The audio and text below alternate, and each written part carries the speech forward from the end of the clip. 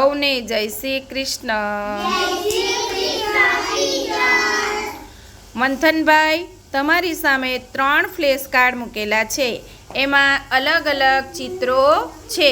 તમારે જુદું પડતું ચિત્ર મને બતાવવાનું છે અને કેમ જુદું પડે છે એ પણ કહેવાનું છે.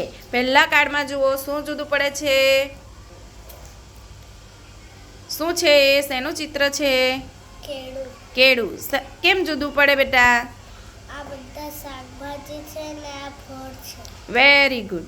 એના બાજુના કાર્ડમાં જુઓ, કોણ જુદું પડે છે? 9. કેમ 9 જુદા પડે બેટા?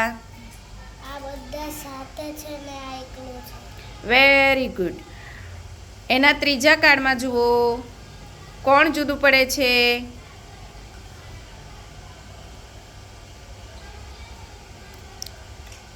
ફરી જુઓ, બરાબર જુઓ.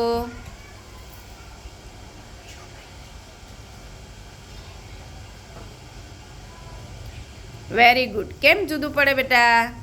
બધા છોકરા છે ને આ એક છોકરી. એક છોકરી છે અને બધા ચિત્રો છોકરાના છે અને એક છોકરીનું છે, એટલા માટે જુદું પડે છે.